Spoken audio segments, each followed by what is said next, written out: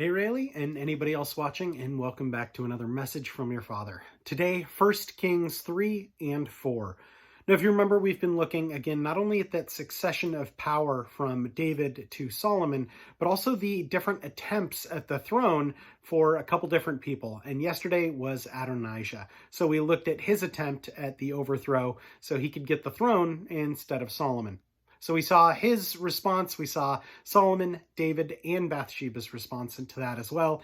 And then we looked at a couple other things as well, but what we're going to be looking at today is what Solomon is most known for. Well, one of the things he's most known for is his wisdom. So his great wealth is definitely what he's known for, but also for his great wisdom. And we'll see a lot there, but we'll look at that today in 3 and 4, and then we'll briefly talk about why is that a good thing and why could that be maybe a detriment. So we'll look at that again in just these two chapters. So chapter 3. Solomon made an alliance with Pharaoh, king of Egypt, and married his daughter. He brought her to the city of David until he finished building his palace and the temple of the Lord and the wall around Jerusalem. The people, however, were still sacrificing at the high places because a temple had not yet been built for the name of the Lord. Solomon showed his love for the Lord by walking according to the statutes of his father David, except that he offered sacrifices and burnt incense on the high places. The king went to Gibeon to offer sacrifices, for that was the most important high place, and Solomon offered 1,000 burnt offerings on the altar. At Gibeon, the Lord appeared to Solomon during the night in a dream, and God said, "Ask for whatever you want me to give you." Solomon answered, "You have shown great kindness to your servant, my father David, because he was faithful to you, and righteous and upright in heart. You have continued this great kindness to him, and have given him a son to sit on his throne this very day. Now, O Lord my God, you have made your servant king in place of my father David, but I am only a little child, and do not know how to carry out my duties. Your servant is here among the people you have chosen, a great people, too numerous to count or number. So give your servant a discerning heart to govern your people, and to distinguish between right and wrong. For who is able to govern this great people of yours?" The Lord was pleased that Solomon asked for this. So God said to him, "Since you have asked for this, and not for long life or wealth for yourself, nor have you asked for the death of your enemies, but for discernment and administering justice, I will do what you have asked. I will give you a wise and discerning heart, so that there will never have been anyone like you, nor will there ever be. Moreover, I will give you what you have not asked for, both riches and honor, so that in your lifetime you will have no equal among kings. And if you walk in my ways and obey my statutes and commands as David your father did, I will give you a long life." Then Solomon awoke, and he realized that it had been a dream. He returned to Jerusalem and stood before the ark of the Lord's covenant and sacrificed burnt offerings and fellowship offerings. Then he gave a feast for all his court.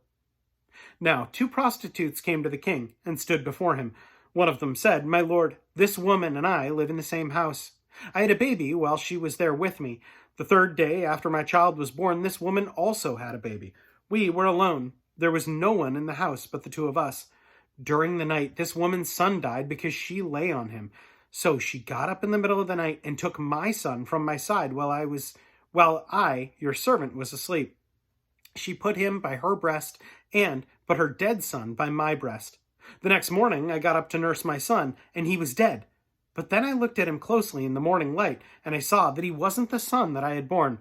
The other woman said, "No, the living one is my son. The dead one is yours." But the first one insisted, "No, the dead one is yours. The living one is mine." And so they argued before the king. The king said, "This one says my son is alive and your son is dead, while that one says, no, your son is dead and mine is alive."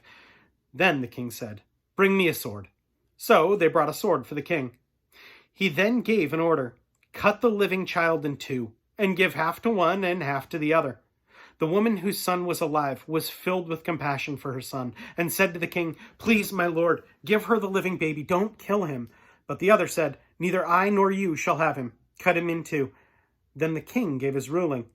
Give the living baby to the first woman. Do not kill him. She is his mother." When all Israel heard the verdict the king had given, they held the king in awe, because they saw that he had wisdom from God to administer justice. Chapter 4. There we go. Let me fix the camera there. Chapter 4. So King Solomon ruled over all Israel, and these were his chief officials: Azariah, son of Zadok, the priest; Eliareph and Adonijah, the sons of Shisha, secretaries; Jehoshaphat, son of Elihud, recorder; Benaniah, son of Jehoiada, commander-in-chief; Zadok and Abiathar, priests; Azariah, son of Nathan, in charge of the district officers; Zabud, son of Nathan, a priest and personal advisor to the king; Abishar, in charge of the palace; Adoram, son of Abda, in charge of forced labor. Solomon also had 12 district governors over all Israel, who supplied provisions for the king and the royal household. Each one had to provide suppliers for 1 month in the year.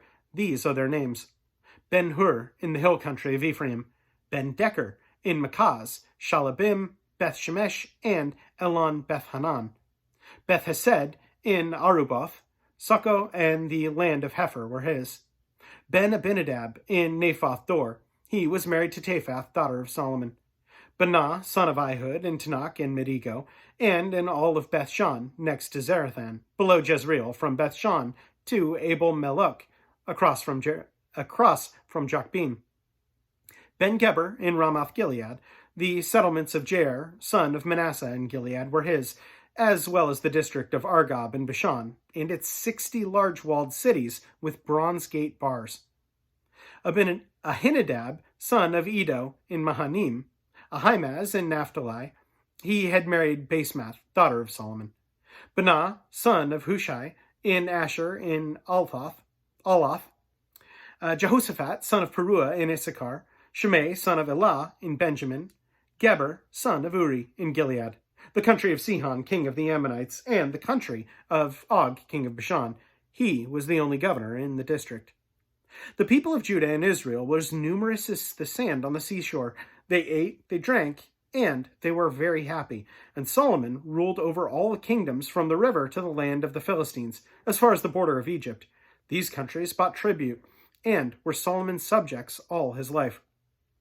Solomon's daily provisions were 30 cores of fine flour and 60 cores of meal, 10 head of stall-fed cattle, 20 of pasture-fed cattle, and 100 sheep and goats, as well as the deer, gazelles, roebucks, and choice foal. For he ruled over all the kingdoms west of the river, from Tiphsah to Gaza, and had peace on all sides. During Solomon's lifetime, Judah and Israel, from Dan to Beersheba, lived in safety, each man under his own vine and fig tree. Solomon had 4,000 stalls for chariot horses and 12,000 horses. The district officers, each in his month, supplied provisions for King Solomon and all who came to the king's table. They saw to it that nothing was lacking. They also brought to the proper place their quotas of barley and straw for the chariot horses and the other horses. God gave Solomon wisdom and very great insight, and a breadth of understanding as measureless as the sand on the seashore. Solomon's wisdom was greater than the wisdom of all the men of the East, and greater than all the wisdom of Egypt. He was wiser than any other man, including Ethan the Ezrahite, wiser than Heman, Calhol, and Darda, the sons of Mahol. And his fame spread to all surrounding nations. He spoke 3,000 proverbs, and his songs numbered 1,005. He described plant life, from the cedar of Lebanon to the hyssop that grows out of walls. He also taught about animals and birds, reptiles and fish. Men of all nations came to listen to Solomon's wisdom, sent by the kings of the world, who had heard of his wisdom. So we see this again, this growing of Solomon's wisdom.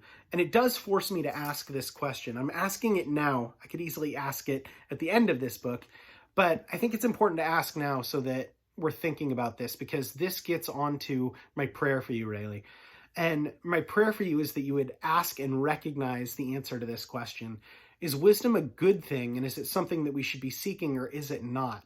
And I know that sounds weird at first, but we'll see, and we'll begin to see more and more of how Solomon responds to this and what he writes in all of his writings, what he thinks about wisdom.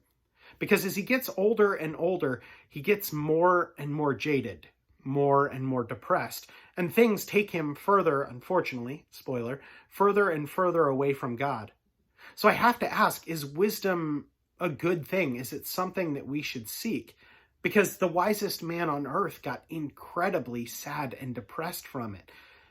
And yet, I would pose to you that the answer to that question is yes. We should absolutely seek wisdom, but not the world's wisdom. And we see Solomon is very worldly wise here. But at the end of his life, again, spoilers here, what is wisdom? And Solomon poses it. Pretty much the same thing that his father said was, hey, the fear of the Lord is the beginning of wisdom. So we do want to seek wisdom, absolutely. But it is the wisdom of God and who he is and how grand and amazing he is and what he has done for us and why that's completely necessary. So yes, absolutely seek wisdom. Definitely. As Solomon says, throw all that you can away to get wisdom. But recognize that we want God's wisdom, not worldly wisdom, which does not serve us. Anyway, that's my prayer for you. Know that I love you so, so much. Anyone else watching, know that, as always, I appreciate you as well. And I will plan on seeing you tomorrow. Have a good one.